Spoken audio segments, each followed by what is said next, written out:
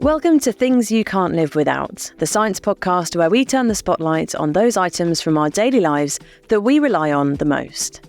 Each episode, I, materials scientist Dr Anna, talk to well-known figures to find out what single item they can't live without. Together, we'll interrogate a host of experts on the science behind what's really required to make these items and what needs to be done to make sure we can continue to sustainably fill the future with e-bikes, dictionaries, prosthetic legs and all the other things we're going to hear in this series. And the legend that is sitting with me today is Welsh singer, songwriter, author, MBE and broadcaster Cerys Matthews. Welcome, Cerys. Hey, good to be here. Thank you for being with us. So tell us, what is the one item that you can't live without? Climbing equipment. Climbing equipment. Okay, so what does that involve? Give us the brief rundown of your climbing equipment. Well, I guess the first thing would be rope and carabiner and harness, some rubber shoes. But it's like hiking equipment as well, like stretchy hiking trousers. And a good bag. There must be a room in your house somewhere that is just full of carabiner clips, ropes and everything in between. I love it. Today we're going to be focusing on that carabiner clip as our particular item that you can't live without.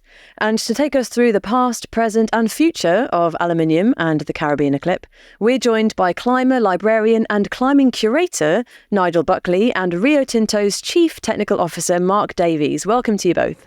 Hello, thank you. Hi, thanks for having me. Lovely to have you with us.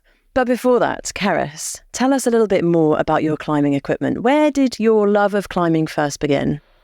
I guess, I'm largely desk-bound. I build radio shows these days, pull in music, sourcing it, referencing it, pulling it into an order. It's great. You can escape into your head and into these compositions across the world, brilliant sounds, but you don't move. It's all in your head.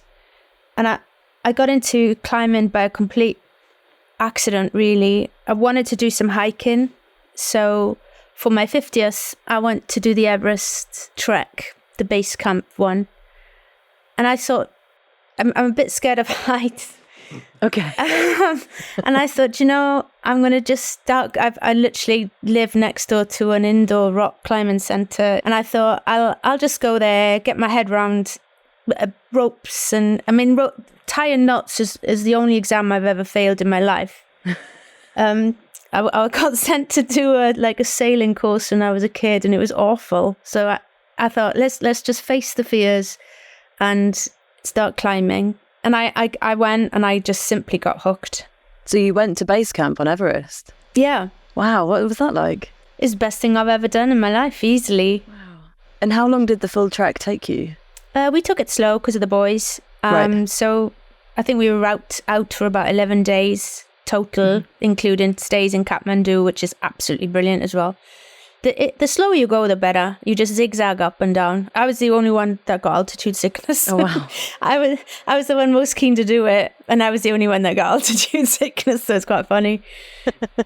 I'm sold. I'm going to finish the episode and then I'm sold. Then I'm going to Everest. Yeah.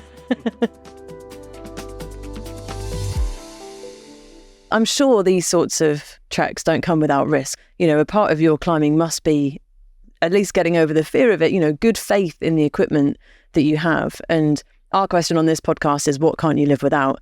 This might be a piece of equipment that saves your life on these treacherous treks. But of course, climbers haven't always had such high-tech equipment. So it's time for us now to turn to our history of climbing guru, Nigel Buckley. Nigel, welcome. Hi, thanks for having me.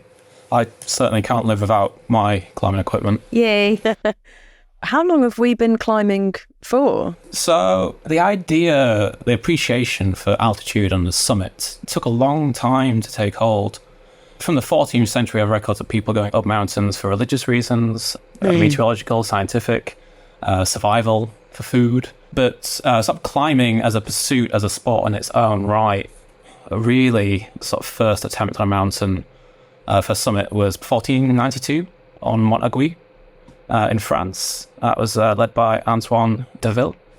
And then in the 18th century, a scientist in Geneva sort of went around the Mont Blanc area.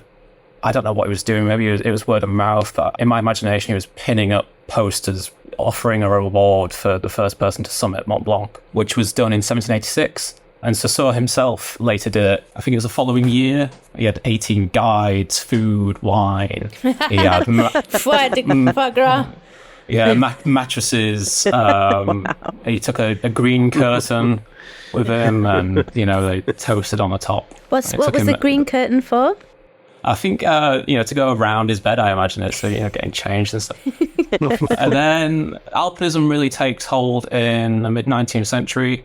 The Alpine Club was the first mountaineering club in the world. That was founded in 1857. Can I ask a question at this point, Nigel? Yeah, go ahead. So very much Western-based, the Alpine Club. Was it British, right? English? Yes. It started in London. Any sort of evidence in history of mountaineers in perhaps Asia or other countries doing it for fun? People go up valleys. There was an expedition a few years ago to find the Yeti, and it was in Bhutan. And people were doing environmental DNA testing down huge valleys in the Gangkhar-Punsam area, which is the highest unclimbed mountain in the world. And they found evidence of human DNA. But of course, a lot of things match human DNA quite a lot. Like bananas are like a 50% match for human DNA. Yeah.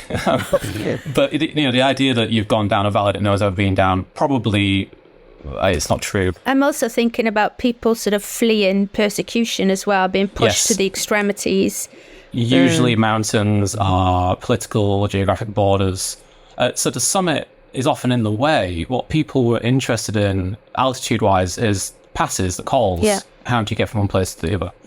But climbing as a sport, that's really, it's mid-19th century. The railways, the Napoleonic Wars are over, the railways are there. People with a lot of money. Well, so people with a lot of money and on like national expeditions were looking for the poles. They were looking for the Northwest Passage. Your well-to-do upper middle-class person could get out to the Alps relatively easily. You could be in Mont Blanc in 24 hours. So that's when it really takes off. And then gear started coming along. 'Cause in the early days, they were going out with a long walking axe, some nailed boots. Whymper in 1865 on the Matterhorn, he used a grappling hook. It's a 3-pinned hook on a rope he'd throw up and pull himself up things that he couldn't climb. But when the Piton came along, it was really, really adopted by German climbers more than it was by British climbers or French climbers.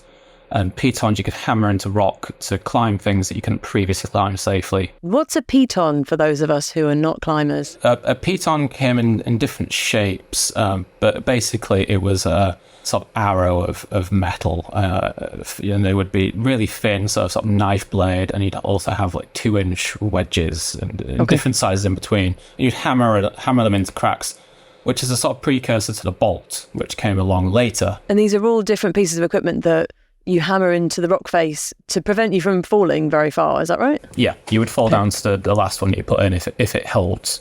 Okay, well, I mean, that doesn't give me much faith in the equipment, but I'm sure it worked in reality. Pitons at first were iron, and they were soft. When the steel piton came along, you could hammer it in, and they were rigid. At first, people were with the pitons, they'd have a ring, and then eventually the carabiner started to be used. I think the carabiner really started maybe more than 100 years ago for soldiers carrying rifles and things like that. Describe the carabiner. Describe the old type of carabiner or the new? Should I start with the old? Yeah. Start with the old. Take us through it. Oval and quite weak. And then they started using a D-shaped carabiner and with different clips. So the first type was a sort of snap gate, and then screw gates started coming in, and there were twist gates. And these were all steel. And then aluminium came along, it made it much lighter. So imagine carrying, 40 pitons made of steel and all the carabiners to go with them to clip in. It's just a lot of weight. So it sounds to me like the story of climbing equipment, we've had advances in safety and in the different ways that these pieces of equipment work, as we've had sort of advances in new materials and the popularity of it rising, and I guess more money flooding into the scene as well.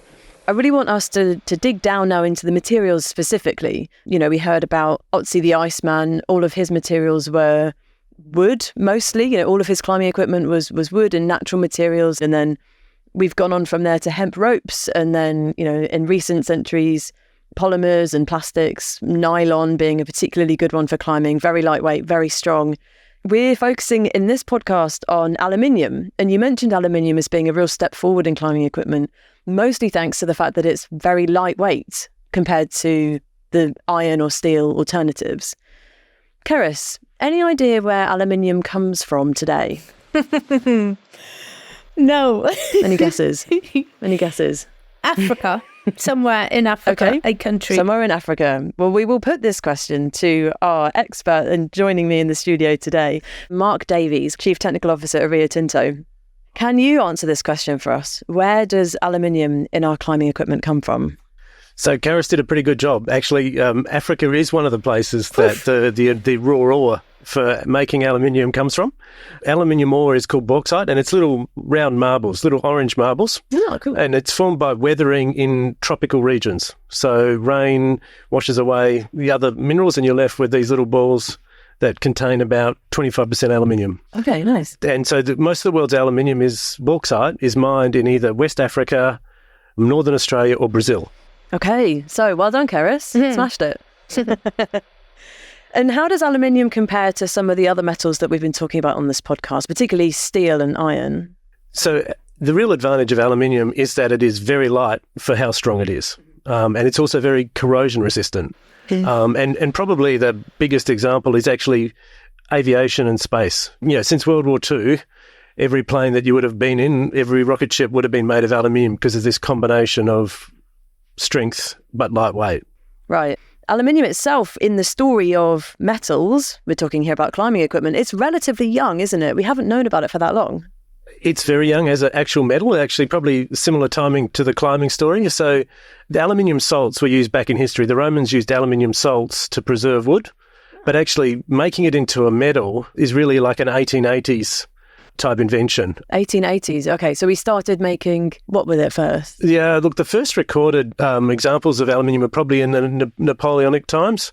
It was utensils, really. It was very initially utensils. When aluminium really took off was probably around World War II. And in the aftermath, the sort of Cold War, a lot of new aluminium processing facilities were built. Got you. So that was really the point where it started taking off, and then it was aeroplanes and later spacecraft. And what else do we use it for today? So today, your laptop, your cans, but actually it's growing a lot in cars. So because it's a lot lighter weight than the alternative metals, and if you replace 1 kilo of a heavier metal with aluminium, over the life of the car, you probably save 20 kilos of CO2. Wow, and so over the last 10 years, they've gone from like 170 kilos of aluminium to about 230 kilos of aluminium. So there's quite a big step up in use in the automotive sector, still used in aeroplanes and buildings. So most of your window frames and doors, that'll be aluminium. Once again, light and strong. Yeah. I've got a bit of a materials hypothesis that I want to run by you all. And this is to do with temperature and particularly how cold we can use these different metals. So Cerys, firstly, I want to ask you, when you were up Everest or maybe some of your other climbs, what was the coldest sort of temperatures that you were walking in? Oh gosh, not that cold. I often think about cold climbing. There's some classic stories of the past where you read about these climbers stuck on the bottom of a hemp rope in minus temperatures, and I just can't imagine handling frozen rope with frozen hands and the exposure and the wind and stuff, because I've not been lower than probably, I don't know, freezing point or something. I've been a very fair weather climber so far, although during winter time when it gets freezing, this is even inside the indoor gyms, those handles can get quite cold, and then I'm thinking what a fair weather person I am, complaining about indoor climbing handles. Well, even freezing temperatures is very cold. So I don't really consider you a fair weather climber, but I take the point that, certainly not sub-zero temperatures. But this point at around 0 degrees Celsius, that kind of freezing point, is a really interesting temperature for materials, because in the early equipment that would have been made out of iron and steel is actually not very good at temperatures around freezing and below. It becomes extremely brittle. There's a concept in materials called the brittle to ductile transition temperature, which is when you cool steel down around 0 degrees or so, below that point, it becomes very, very brittle. And actually, this was one of the key problems as to why the Titanic disaster was so disastrous, was that the hull of the Titanic was submerged in water that as we know, is very, very cold. There were icebergs, frozen seawater around.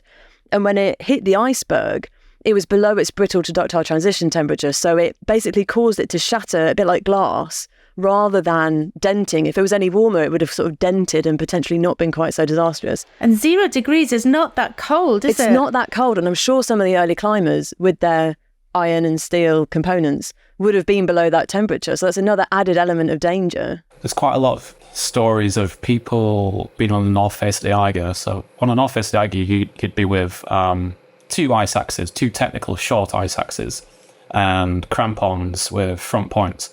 And there are stories of people getting stuck because both of their axes are broken on the ice and their crampons, and then they're left just hanging around on a ledge waiting for rescue. Even, in the 70s, people waiting for helicopters to come and get them. Oh my gosh, wow. They can't progress because everything's broken. That sounds terrifying. Well, I mean, the good news, though, about aluminium is that it doesn't have this brittle to ductile transition. So that's one key reason as to why, not only because it's more lightweight and easy to carry, but also that it doesn't have this weakness that when it gets cold, it becomes brittle and more likely to break. Which is just as well when you're sitting on the aeroplane and it says minus 65 outside. Right. Good point. Good point. So back to you, Mark. You told us about these little orange balls of aluminium that we find inside rocks in the ground. What's the process of taking those orange balls and turning it into an aeroplane? Well, it's quite a long process. There's quite a number of steps, but it actually starts off by we mine those small balls. Now, it's typically quite shallow. You normally remove a small amount of topsoil and you store that so that you can reclaim the site afterwards. And then it's 2 or 3 meters of these small rocks that you scrape up with diggers and put it into trucks and then ships to move it to the next stage. And then the next stage of the process is actually where we dissolve those rocks in hot caustic soda at pressure. And so the idea there is that the bauxite is made up of a mixture of aluminium oxide and a bunch of other stuff. And you want to separate the aluminium oxide out. And so you dissolve it in this hot caustic soda. You filter off the mud, the red mud, and then you precipitate the aluminium oxide out, and then you bake the aluminium oxide to drive the moisture off. And you're left with a powder that looks a little bit like flour or caster sugar. Okay. And that's aluminium oxide. And that's sort of one process that's called refining, alumina refining. And you take that alumina and then you move it to a smelter. And the smelter is typically somewhere where you have lots of cheap electricity because aluminium in many ways is frozen electricity. The process to produce it requires very, very significant amounts of electricity. So you then dissolve that alumina in a cryolite, which is another mineral, and pass an electric current through it. And then it sits within a big steel carbon-lined cell, and the aluminium settles at the bottom, and then you drain that and cast it into ingots. And then those ingots will go away. They'll be alloyed.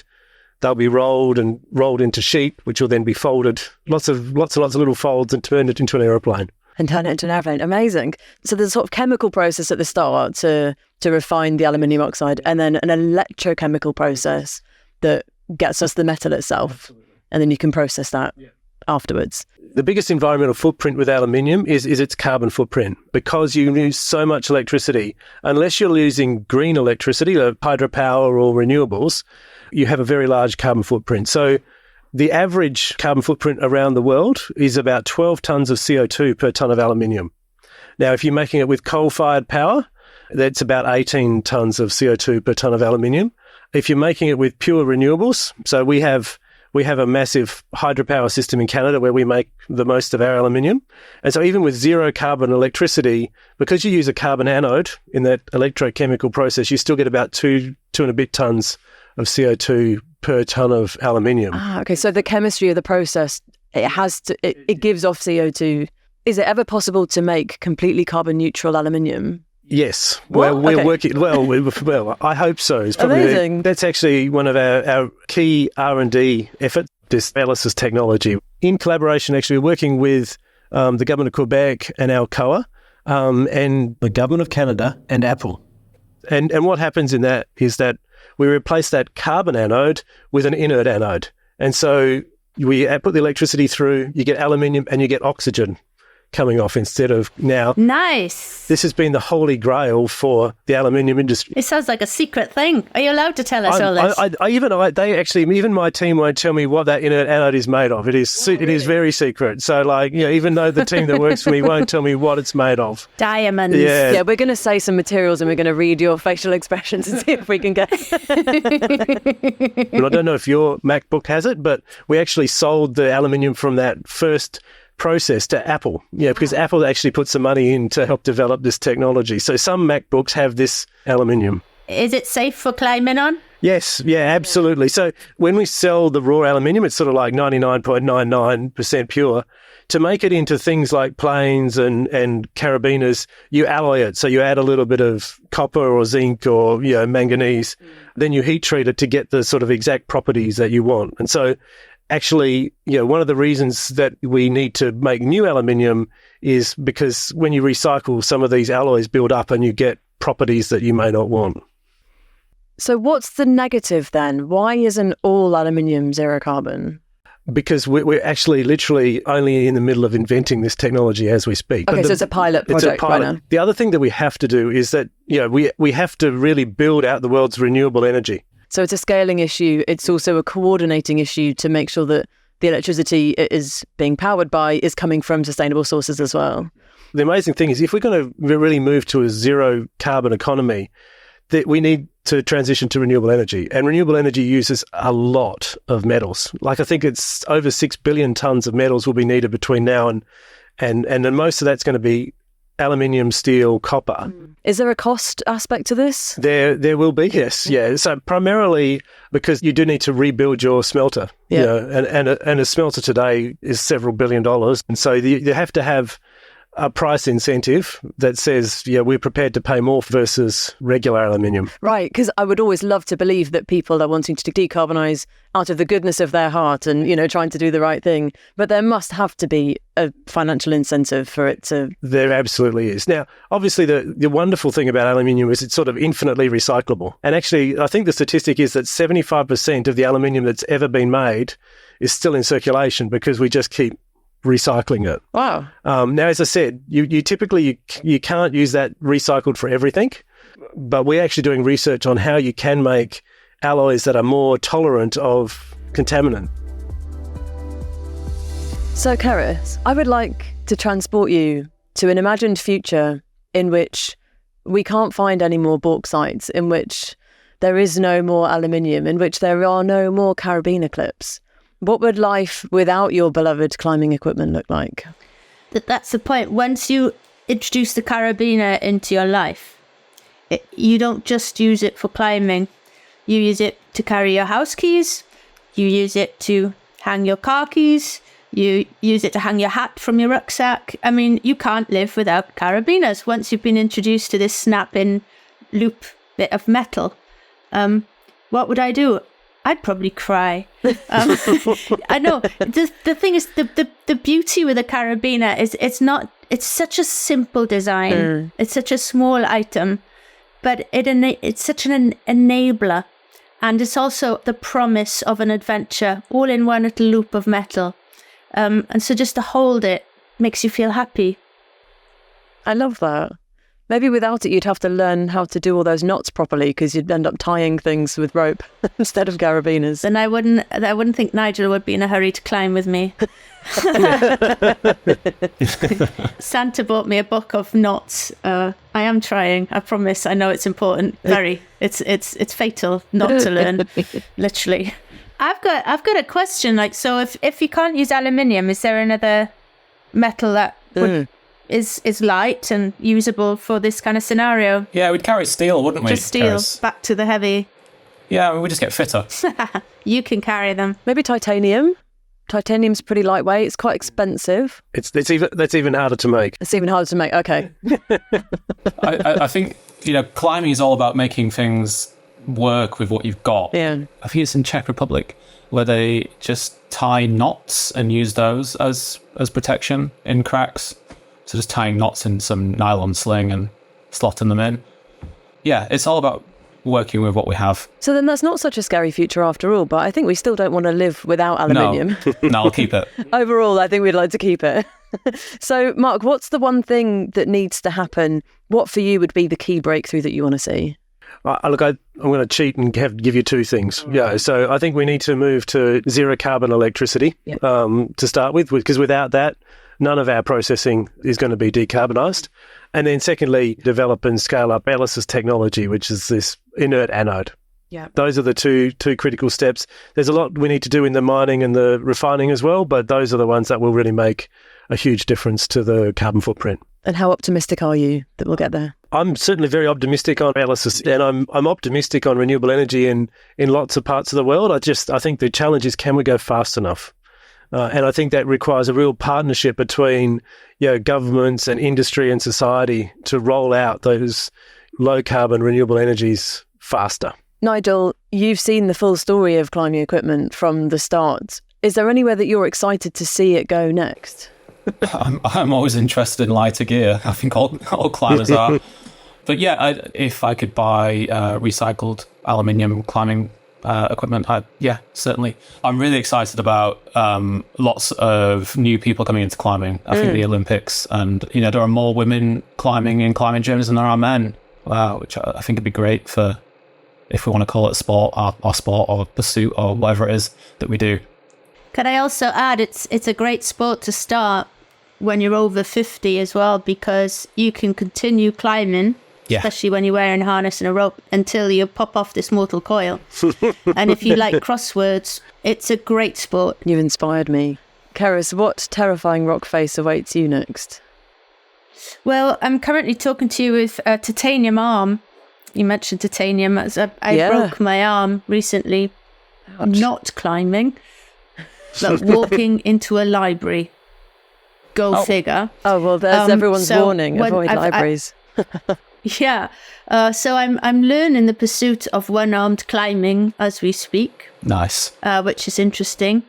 And when it's better, I think I'd like to balance a lot of indoor climbing with more outdoor climbing. Because I'm more enthusiastic than expert. I'm still very much at the beginning of my climbing kind of life, I hope. And so Mallorca has got some nice routes.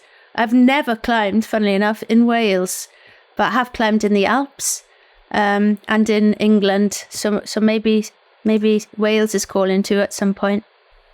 Many adventures await you. So we've covered scraping orange balls in remote Australia and dangling in somewhat peril in the Alps. But personally, I'm really excited to hear about the prospect of zero carbon aluminium, and personally quite nervously excited about some future mountain adventures for me and hopefully for us all as well. Thank you all so much for sharing your expertise and passions. Cerys Matthews, Nigel Buckley and Mark Davies. Thank you for having me. Thanks for having me. Thank you for having me. Lovely to meet you all. You can listen to more episodes of Things You Can't Live Without wherever you get your podcasts. And don't forget to follow, rate and review us to make sure that you don't miss an episode.